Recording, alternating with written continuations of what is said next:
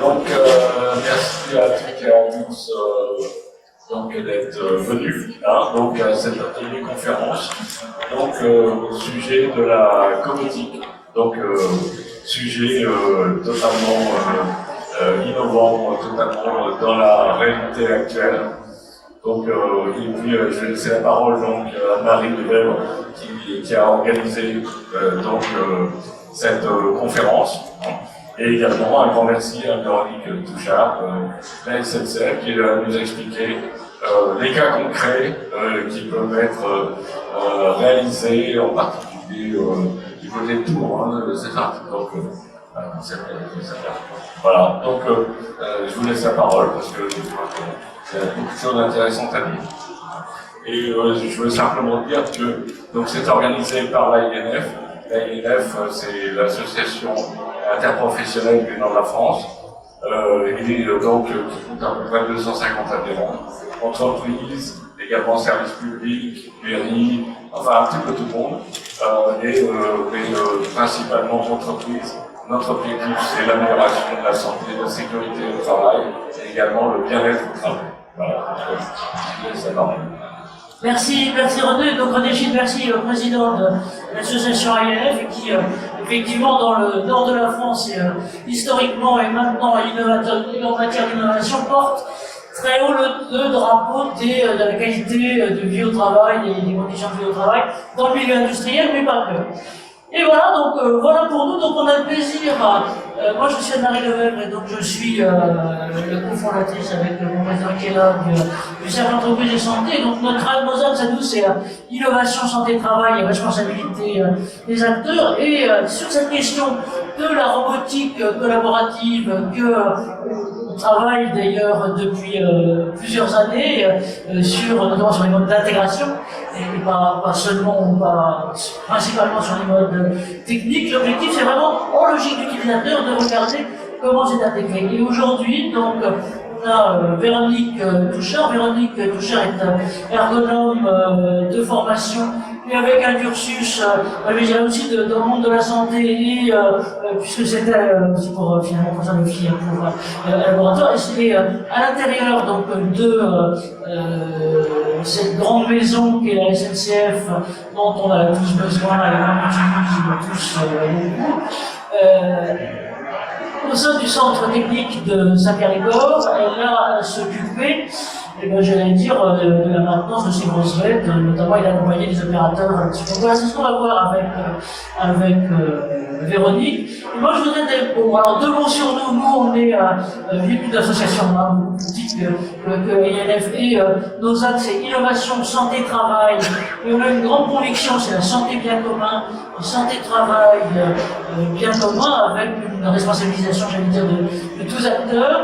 Et puis, notre logique à nous, c'est celle qu'on appelle la logique du X-Forum, c'est-à-dire de systématiquement, logique d'utilisateur, regard multiple, pour, en optique utilisateur, permettre l'intégration justement de ces innovations. Et on travaille avec un certain nombre de partenaires, pour certains universitaires comme le CNAM ou l'ESSEC, pour d'autres très innovateurs comme le Data Hub. Voilà en gros qui on est. Et quelques mots d'abord sur la robotique collaborative. Alors on n'a pas fait exprès de choisir la date, mais on a eu de la chance puisque en fait le rapport de la Fédération internationale de la robotique est tombé justement fin octobre pour nous donner finalement un panorama mondial de ce qu'est l'intégration de la robotique au complet. Voilà. Et donc vous avez là un pays, dire qu'on n'est toujours pas dans les meilleurs, même si on commence quand même à grimper, du degré d'automatisation, non pas en nombre de robots, parce que ça ne voudrait pas dire grand chose, mais en nombre de robots par employé, et particulièrement employé. Donc vous voyez que la tête demeure la Corée du Sud, le Japon et l'Allemagne, la France grimpant un peu, mais pas énormément, et vous voyez aussi le petit bout plus vert foncé que vous voyez au final de notre rembarre, c'est la croissance de ces 2 dernières années. Et ce qu'on voit là qui est tout à fait net, c'est que l'Europe n'a pas beaucoup progressé compte tenu du contexte Covid, alors que l'Asie accru, et c'est normal, de façon beaucoup plus importante. Et donc en gros, il y a à peu près 3 millions de robots installés dans le monde, que chez nous, on en a grosso modo un peu plus de 45 000 au total, et que ça croît. Et alors ce qui est intéressant aussi, c'est les remarques de la Fédération internationale du commentaire du groupe, et c'est que cette croissance, et particulièrement en 2020, et celle sans doute qu'on va connaître après, elle est surtout entraînée par la cobotique. Et donc par, on va voir, il y a 3 types de cobots, qui est quelque chose qui a révolutionné complètement ce pourquoi on est là aujourd'hui, la relation classique. C'est-à-dire qu'avant, on enfermait les robots dans des cages, et les humains étaient de l'autre côté de la cage, on se demandait qui le déléguait quelqu'un à l'autre.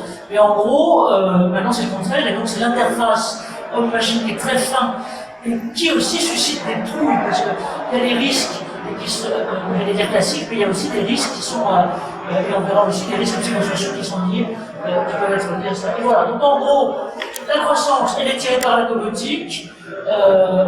On prévoit, il y a une croissance annuelle de plus de 10% et sans doute de beaucoup plus, c'est qu'en 2020, alors c'est toujours la question de compétitivité mondiale, mais c'est essentiellement les pays asiatiques qui tirent ça. Autre chose sur le contexte français. Alors, on ne fait pas particulièrement de cocorico, mais quand même à savoir que dans le plan, là aussi, qui vous a été présenté il n'y a pas très longtemps, le plan du gouvernement sur la France 2030 et tout ce qui est innovation et autres, nous promet dans les masses de milliards annoncées 800 millions pour le développement de la robotique et de la robotique industrielle au global. Comment ça sera ventilé, je ne peux pas vous dire, mais en gros c'était l'annonce il y a 15 jours. Et sachant là aussi que mondialement, on est dans un marché qui va exploser, puisque à l'heure actuelle, on est dans quelque chose comme 280, enfin un peu achevé en 300 millions de marché, et qu'on prévoit, là aussi cette étude vient de sortir, mais on peut en prendre un essai, on ne sait jamais des petits mesures, mais quand même, et c'est très significatif puisqu'on passe là plutôt à globalement 5 milliards. Et là aussi, qu'est-ce qui est mis en avant par ces études, c'est que, évidemment, la facilité d'utilisation des cobots qui peuvent travailler en toute sécurité, c'est ce qu'on va voir, qui peuvent améliorer l'environnement de travail et la productivité, donc on a toujours les deux pieds, la productivité et le confort et la sécurité, et en gros, franchement, et autre étude aussi, tout ça pour vous dire, si vous souhaitez, on pourra vous le mettre de la même façon que le support. Les études, c'est une étude du MIT il y a 2 ans, en gros, qui nous dit que, ça c'est aussi un chiffre intéressant, c'est que, d'une façon générale, la collaboration homme-machine dans le cadre de la robotique serait, alors je répète ce que le dit MIT, mais qui est normalement solide, 85% plus productif que l'humain tout seul, ou que le robot tout seul.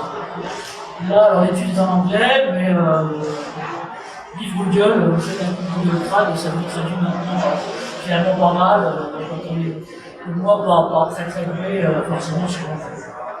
Et donc de ce côté-là, encore une fois, pareil, ce que ça dit là aussi, c'est que tous les fantasmes qu'on a eu à un moment sur le Superman, Iron Man, d'ailleurs, et autres, à aucun moment la machine ne remplace l'homme, mais elle l'assiste dans son travail. On va regarder en gros ce que sont les besoins de ce côté-là. Alors, les questions qu'on va poser à Véronique, c'est notamment comment est-ce qu'on peut travailler la main dans la pince, finalement avec ces bêtes-là, comment est-ce qu'on peut surtout garantir la sécurité de l'opérateur, comment est-ce qu'on fait au total pour acculturer un petit peu tout ça, quelles sont les phases d'un processus d'intégration, et puis comment s'habituer mutuellement à cette interaction qui peut susciter beaucoup de trouille, mais qui peut être aussi est génératrice d'autres types de risques. Il y a des études qui sortent en ce moment, qui sont sorties là aussi tout à fait récemment, sur la façon dont ces équipements-là, ou les exosquelettes d'ailleurs, peuvent générer des risques psychosociaux d'un autre type. On n'a pas encore énormément de recul sur tout ça, mais quand même, globalement, voilà. Donc, et ben voilà, Véronique, c'est à vous. Donc, faut que ça soit vert, il faut que vous ayez sur le bas du menton. Et voilà. Et puis peut-être si vous pouvez me dire comment vous êtes arrivé, vous perso, là-dedans.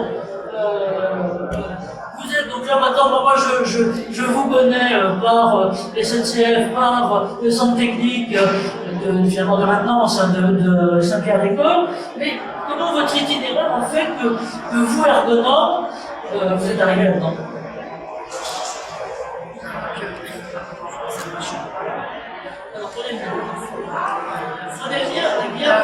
Des voitures de lieu. Moi, je vais essayer de parler un peu fort. Oui.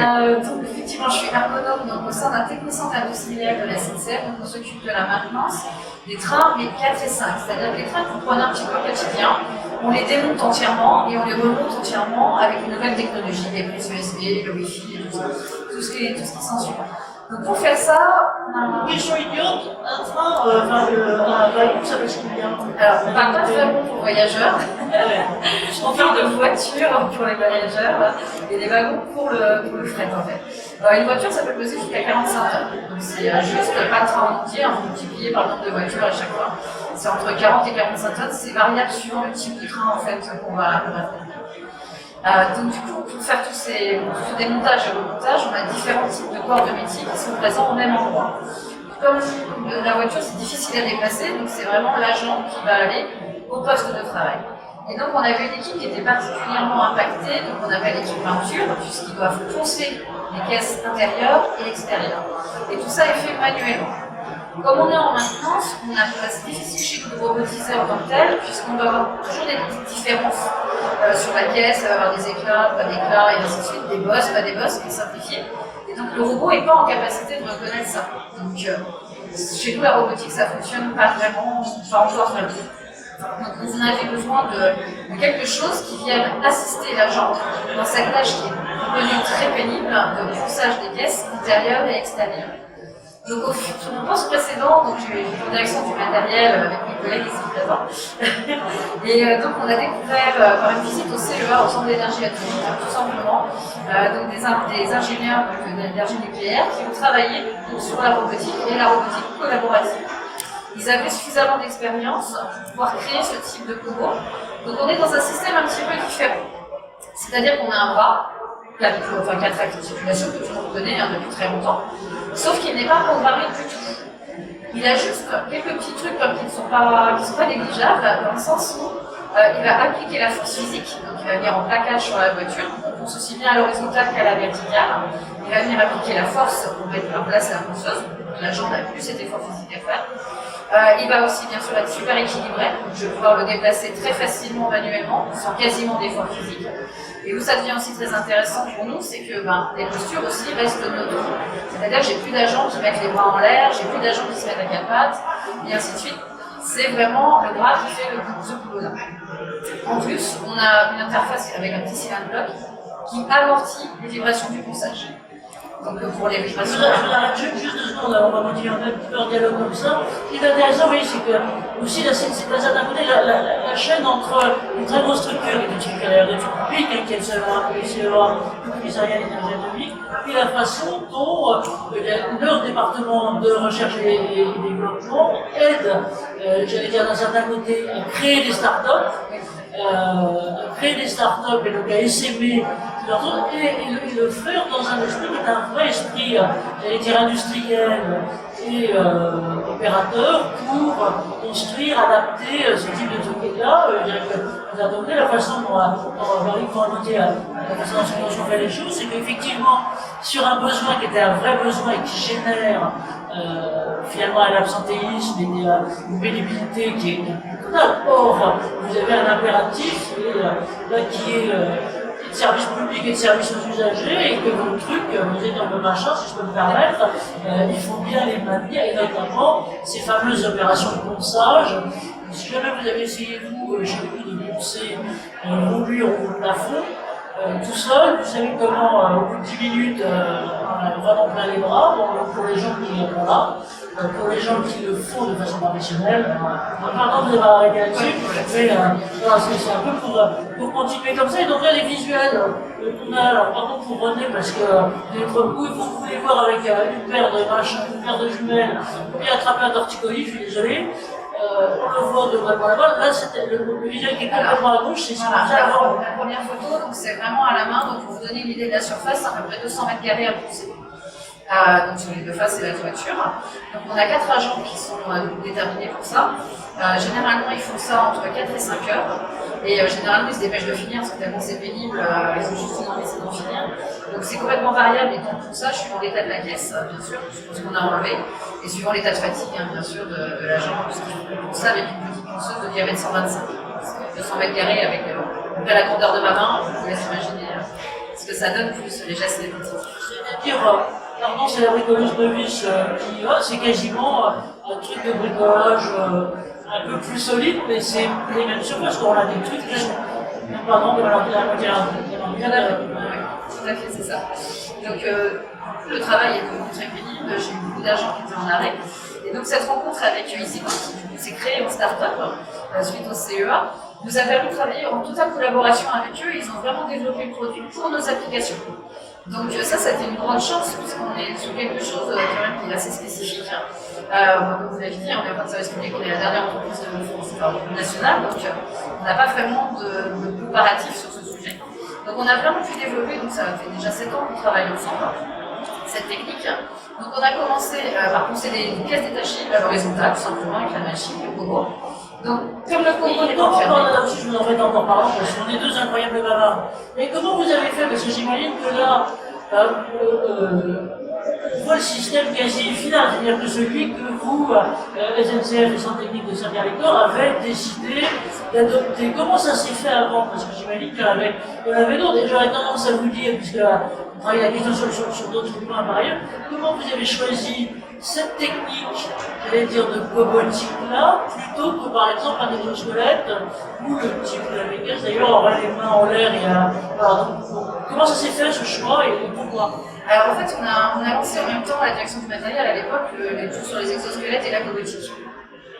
Donc du coup, c'est mon collègue Lionel Giovanelli qui a pris la partie exosquelette et moi je suis restée sur la cobotique. Tout simplement parce que je trouvais que c'était plus facile à appliquer sur certaines tâches pour nos techniciens industriels que les exosquelettes. Nous, l'objectif, c'était vraiment de venir assister l'agent et qu'on n'ait pas quelque chose de très facile à manier et à utiliser et aussi à maintenir. Donc le choix s'est fait assez naturellement parce qu'en fait, EasyBot nous a proposé tout de suite le produit qui nous convenait. Donc encore une deuxième chance, mais on a fait aussi beaucoup de deuxième chance, mais qui est, j'imagine, une très bonne analyse du terrain et de votre part et de qualité d'écoute de la part du CEA et du exploitant. Tout à fait. Donc j'étais évidemment faire du benchmarking sur d'autres fournisseurs. Hein. On a été voir Fanuc, on a été voir Universal Robot et ainsi de suite. Mais tout ce qu'on nous proposait de marché à ce moment-là, c'était la machine, le bras Kobo m'amène une pièce devant mon opérateur, l'opérateur intervient sur la pièce et un deuxième bras ou un troisième, selon l'organisation, vient récupérer la pièce et l'emmène plus loin. Moi, j'ai pas de travail à la chaîne, j'ai vraiment de l'artisanat. C'est-à-dire que j'ai avoir des agents spécialisés en peinture, en aménagement intérieur. Et donc c'est eux qui vont à la pièce, c'est pas l'inverse. Vu la taille d'une voiture, ça fait 40 mètres de long, donc c'est un peu compliqué pour les déplacer. Donc là, la solution proposée des EasyBot, c'est que sur tout ce qui était parti au sol, c'est sur une servante, donc c'est mobile. Du coup, c'est la machine qui va à ma voiture. Ensuite, on a développé donc pour mettre sur les nacelles. On est en fin de projet. Là, ça y est, ça va être mis en place début janvier chez nous. Celui d'après, là. Voilà, celui d'après. Donc là, voilà, il est complètement mobile. Donc l'agent peut se déplacer avec tout au long de la caisse, en fait. Et donc c'est toujours l'agent qui se déplace à sa place de travail, qui est accompagné par la machine. La machine, elle n'est pas fixe. Parce que ça serait compliqué de foncer 200 mètres carrés avec juste l'amplitude du bras. Donc c'est sur une servante à roulettes. Et donc ça, ils l'ont développé, ils ont accepté de le développer un peu plus pour nous. C'était déjà, le schéma de base était déjà créé. Donc on a surtout travaillé sur l'articulation et les têtes de ponçage pour améliorer la fluidité. Juste pour vous prenez votre souffle, en termes de cobotique, vous me corrigez si je dis quelque chose de faux, mais vous avez 3 types de cobotique. Vous avez, alors celle dont on parlait par exemple ce matin, qui sont les exosquelettes. Vous avez celle-ci où finalement vous avez une espèce de poste semi-fixe qui suit l'opérateur et lui finalement il a guidé la machine pour lui faciliter le travail. Et puis le troisième, je ne sais pas si vous utilisez, qui est quelque chose qui est guidé à distance, qui est vraiment télécommande. Et donc là, l'intérêt de ça, c'est que, figure, vous avez la longueur de la longueur de la voiture qui est quand même assez importante, et donc vous avez votre opérateur qui se déplace sans avoir avec la machine. Et là, donc, sur ces photos, on le voit en mode manuel, c'est-à-dire que donc, c'est l'opérateur qui déclenche le bras, et quand le bras déclenche la rotation de la ponceuse, vient appliquer la force, et l'agent garde quand même sa technique de ponçage, c'est-à-dire garde son expertise. C'est-à-dire que le bras, là, dans ce format-là, pour l'instant, du moins, ne travaille pas tout seul. C'est vraiment l'agent qui le fait travailler. Donc l'acceptation a été facilitée, puisqu'on vient vraiment en appui, c'est-à-dire que tous les efforts physiques, les postures contraignantes, les TMS des membres supérieurs que devait subir l'agent, il ne les a plus grâce au bras. Donc vraiment, la machine devient un complément, en fait, un outillage, en plus de la ponceuse traditionnelle, du masque anti-poussière et tout ce qui s'en fait.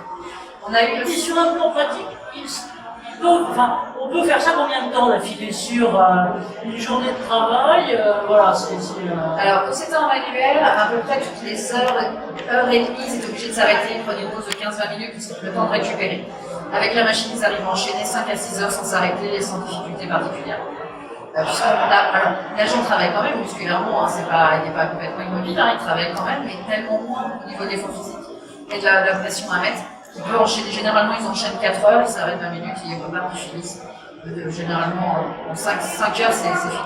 Alors, autre question, et pardon, beaucoup plus en retraînement, mais par exemple, ces personnes-là, ces trois opérateurs-là, comment ils ont été choisis? Comment vous avez fait, je dirais, parce que au début, ce que vous disiez, c'est que finalement, les gens ne connaissaient pas, à la limite, du non plus et autres. Et donc, comment ça s'est fait? Parce qu'encore une fois, on imagine bien le doigté qu'il faut pour avoir les bonnes personnes et qu'ensuite ça puisse pépiniériser et pas allergiser. Hein. Vous avez fait, comment ça se passe?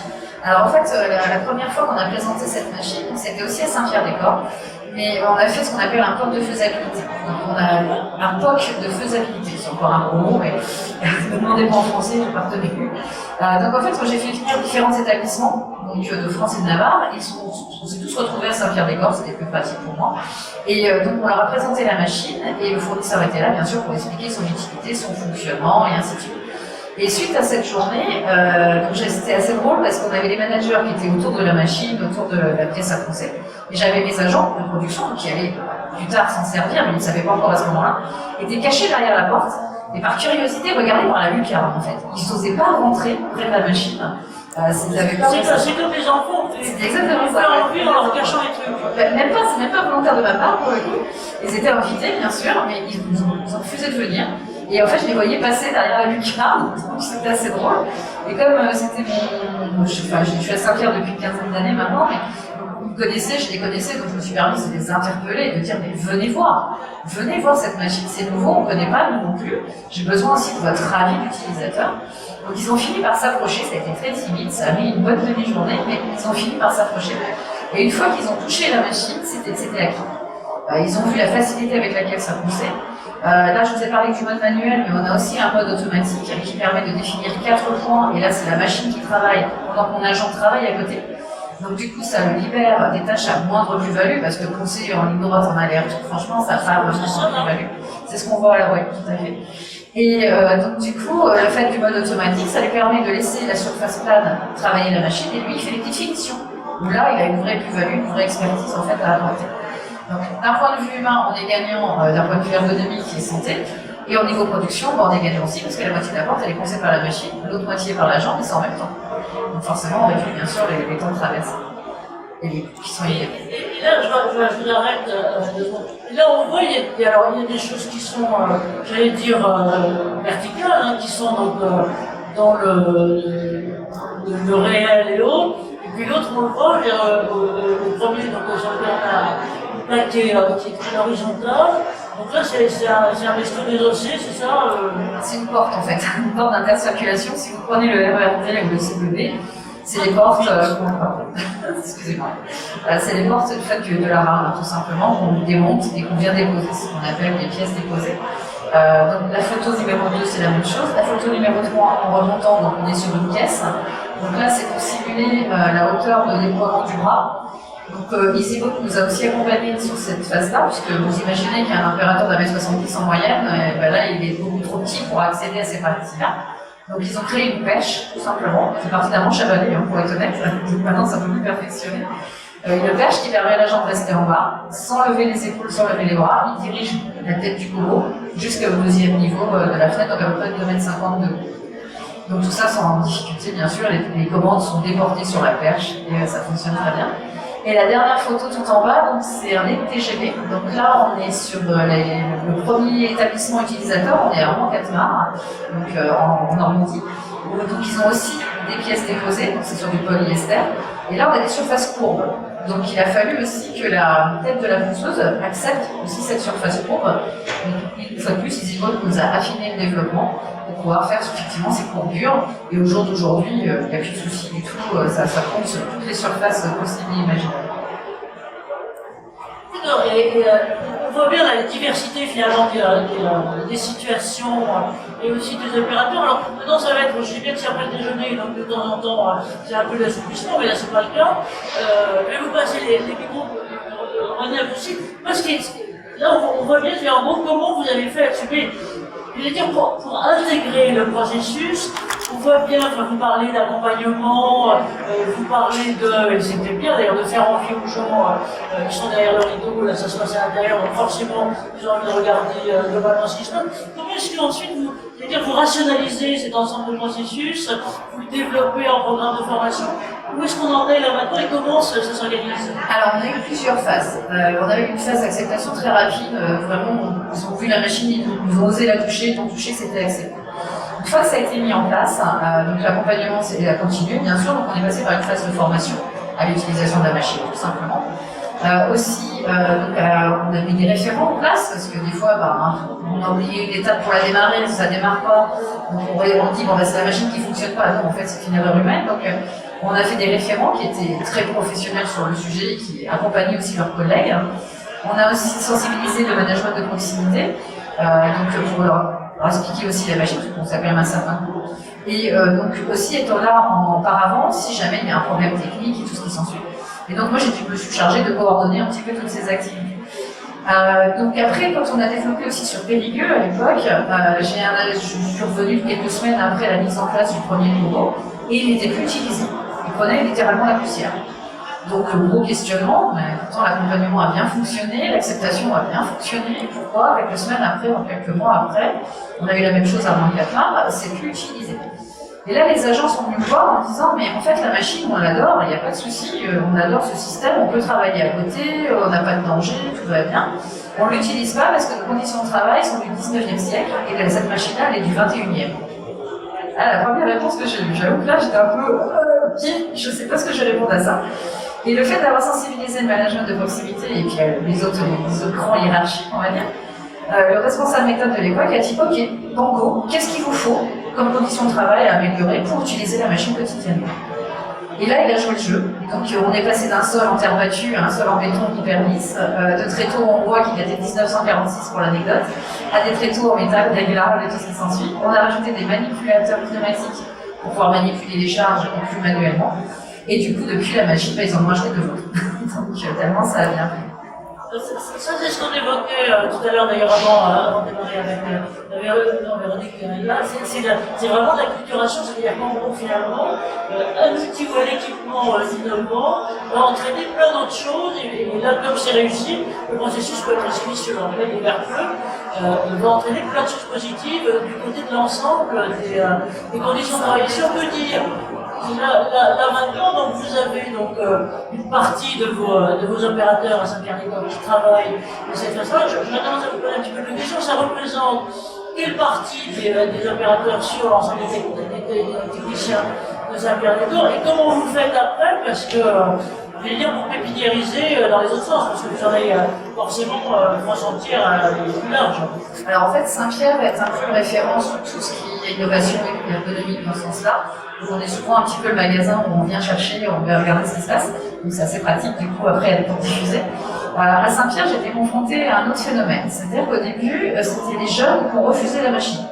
C'est-à-dire les moins de 30 ans, pour eux, ça servait à rien. J'ai mal vu le voir, ça sert à rien cette machine. Je sais pas pourquoi, c'est un truc de vieux handicapé, c'est ça? Du coup, c'est un peu ma réaction, parce que faisons partie des plus de 30 ans maintenant. Et en fait, du coup, ils l'ont vraiment refusé. Il y a donc des anciens, entre guillemets, qui étaient déjà blessés. Eux l'ont accepté assez vite. Mais la deuxième vague, ça a été ceux qui étaient blessés, qui se sentaient mieux du coup, qui voulaient garder leur poste, ont laissé tomber la machine, et c'est les moins de 30 ans, pour le coup, qui ont pris le relais. Donc, j'étais un peu surprise un petit peu de ce passage. Et en fait, en discutant avec eux, je dis bah oui, maintenant j'ai plus mal, donc j'ai plus besoin d'utiliser la machine. Mais je dis c'est pas une canne, hein, c'est pas une canne pour marcher, c'est vraiment quelque chose pour vous aider à travailler mieux et surtout rester en santé plus longtemps, quoi. Parce que je dis le TMS là, il a diminué, mais il est toujours présent, il va revenir dans 3 mois à force de repenser manuellement.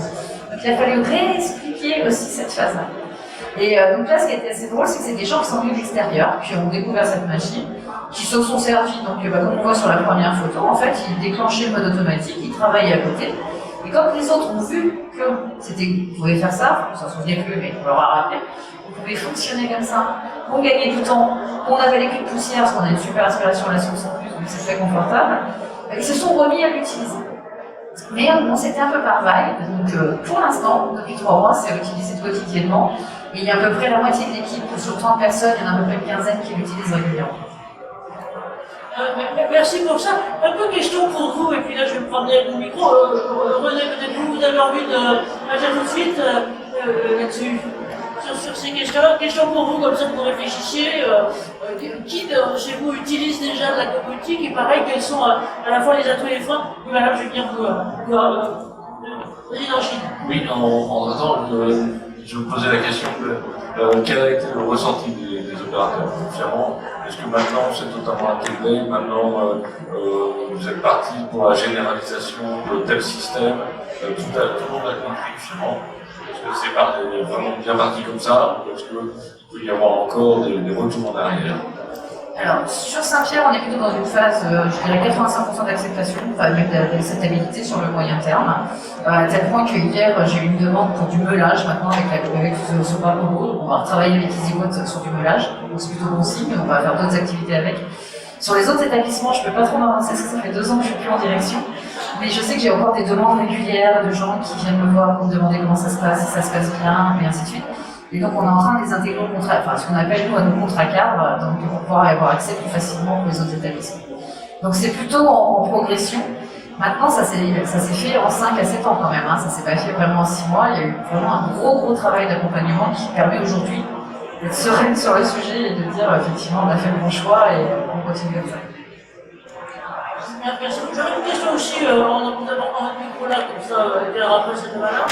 Est-ce que ça, votre expérimentation a aussi permis de faire bouger, je vais dire, l'équipement, c'est-à-dire les ajustements, mais madame a pu l'envoyer a priorité.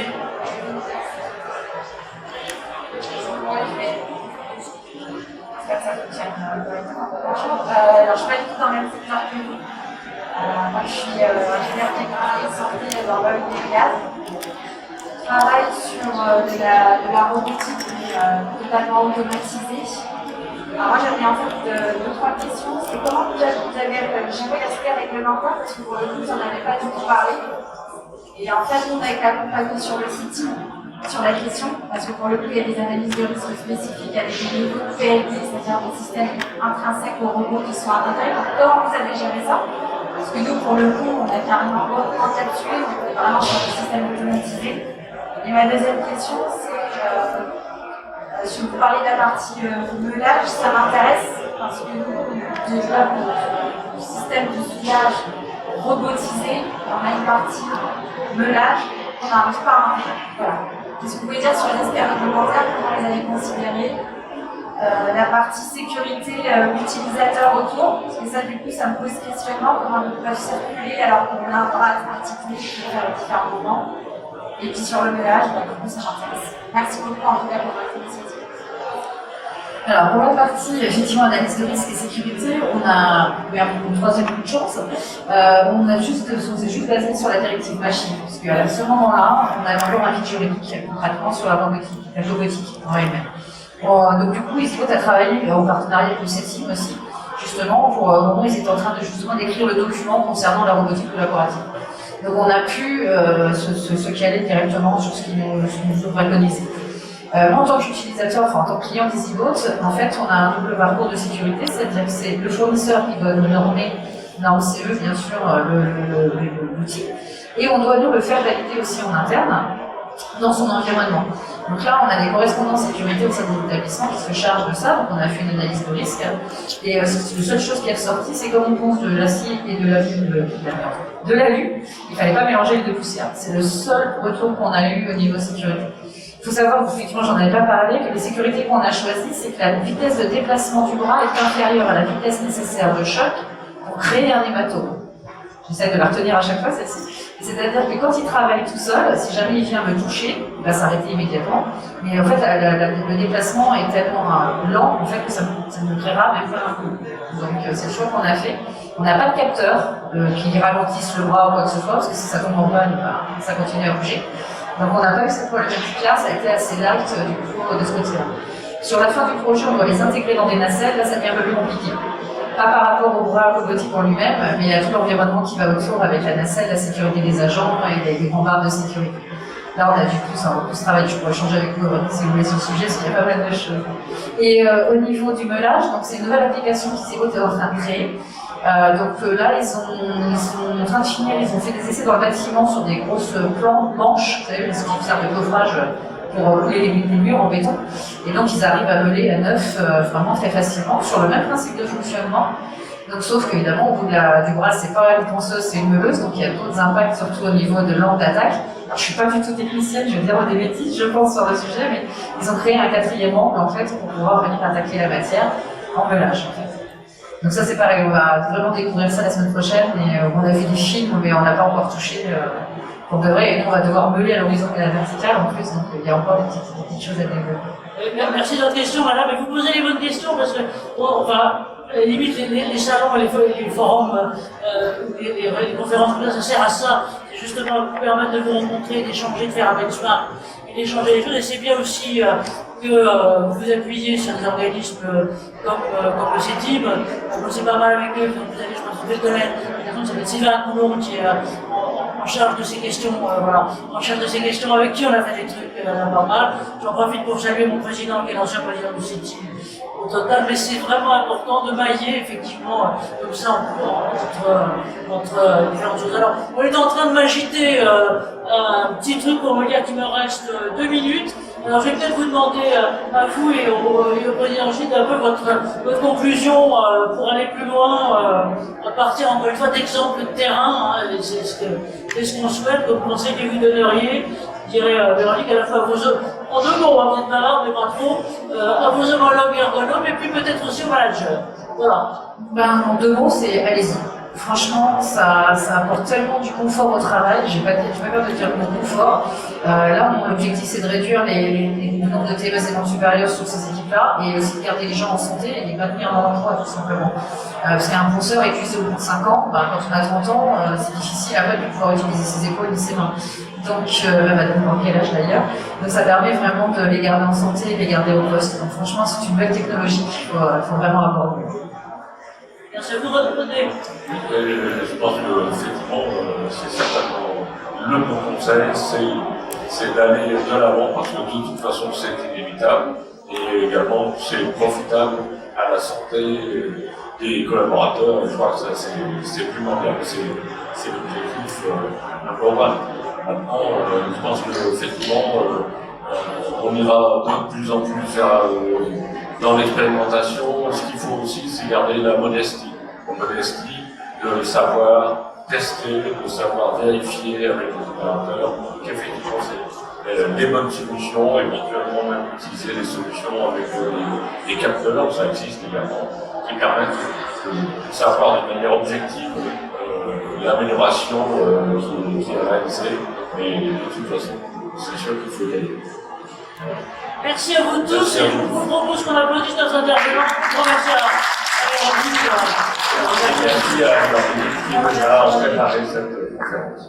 Merci à vous. Et donc, 2 prochaines bientôt, on vous tiendra au courant des prochaines étapes, notamment sur le maintien dans l'emploi, puisque c'est des questions importantes. Merci à vous et courageux d'avoir été là. Bon, suite de salon.